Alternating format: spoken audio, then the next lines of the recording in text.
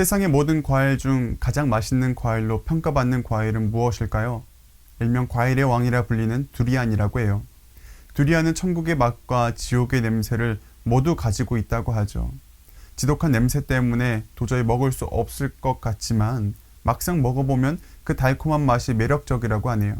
저는 아직 두리안을 먹어본 적이 없기 때문에 제가 직접 그 맛을 평가해드리지는 못할 것 같아요. 그러나 제가 한 가지 평가해드릴 수 있는 열매가 있어요. 열매 중에 열매죠. 바로 사랑이에요. 지난주 우리는 성령의 9가지 열매에 대해서 말씀을 나누었어요. 무엇이 있었죠? 사랑, 희락, 화평, 오래 참음, 자비, 양선, 충성, 온유, 절제, 이런 열매들이 있었어요. 그렇다면 이 9가지 중에서 가장 가치 있는 열매는 무엇일까요? 저는 단연 사랑이라고 말씀드리고 싶어요. 왜 그런지 성경의 말씀을 통해서 말씀드리려고 해요.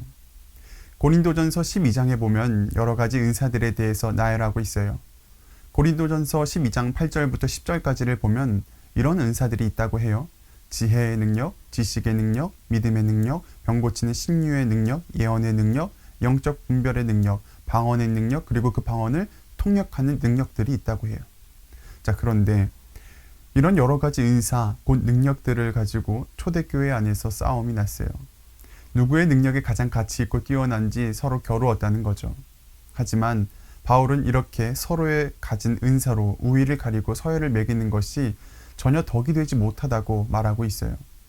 왜냐하면 자기 능력 자랑하다가 결국 싸우게 되거든요. 그래서 바울은 자기 은사를 자랑할 것보다 하나님께서 그 은사, 곧 능력을 왜 주셨는지를 생각해 보라고 권면해요.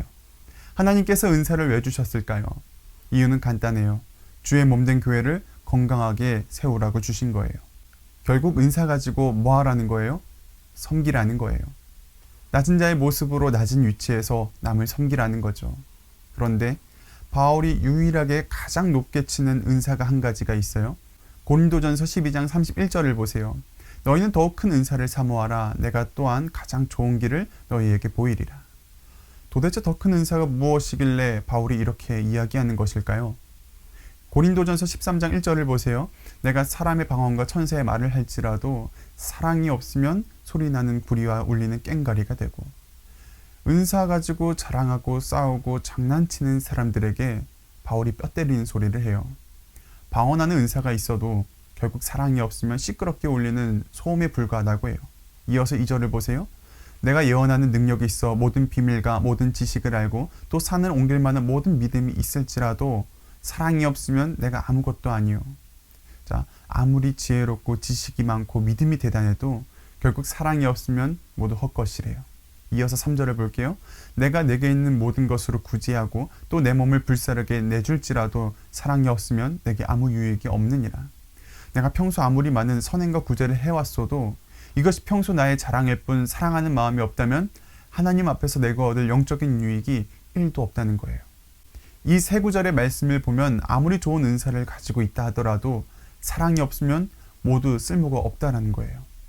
저는 예전부터 소유욕이 강했어요. 그런데 제가 자연스럽게 포기한 물건이 하나 있어요. 바로 게임기예요. 저는 결혼을 하면서 플레이스테이션이라는 게임기를 사고 싶었어요.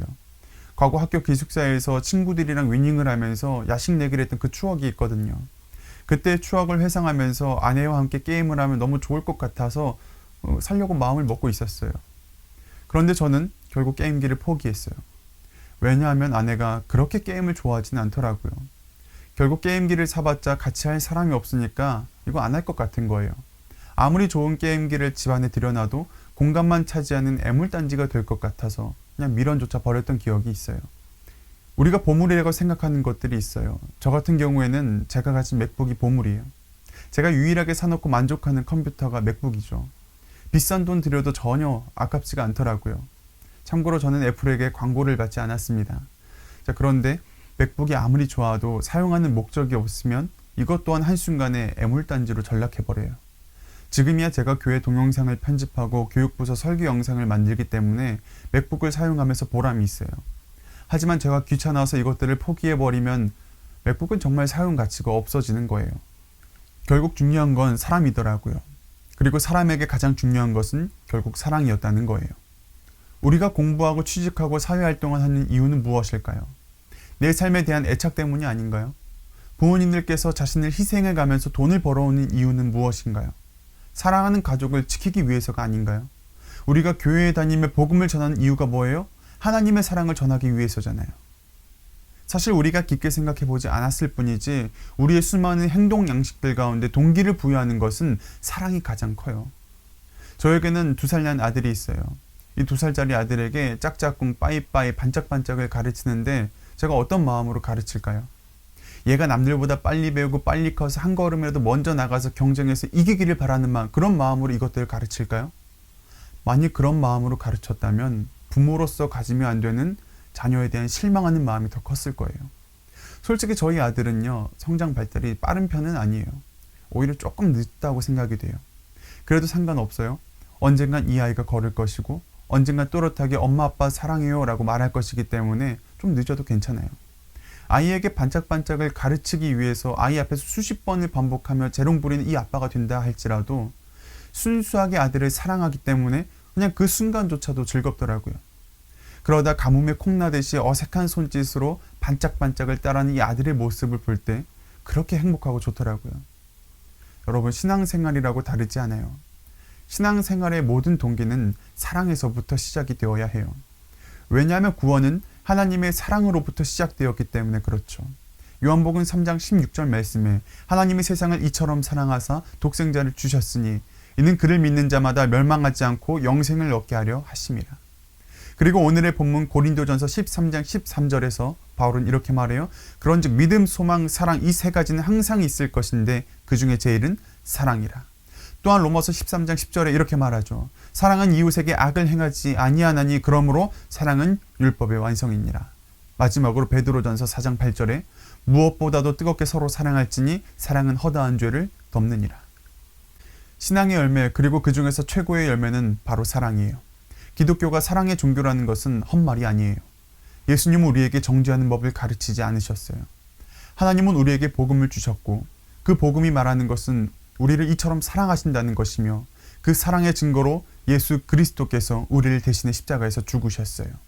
그리고 이제는 예수를 믿는 세상의 모든 예수의 제자들에게 이렇게 말씀하시죠. 우리가 걸어야 될 길이 바로 이 사랑의 길임을 말이에요. 사랑하는 청년 여러분, 무엇을 가지는 것보다, 무엇을 이루는 것보다 더 중요한 게 있어요. 여러분 안에 있는 그 하나님의 사랑을 잊지 마세요. 애써 그 사랑을 희석시키지도 마세요. 여러분의 지식이 흐려지고 업적이 가려지며 여러분의 기력이 쇠하여도 여러분을 사랑하는 하나님의 마음은 언제나 가장 높은 곳에서 가장 밝게 빛나고 있을 거예요. 오늘도 영원하신 하나님의 은혜 가운데로 들어가는 저와 여러분이 되기를 그리스도의 이름으로 축복합니다.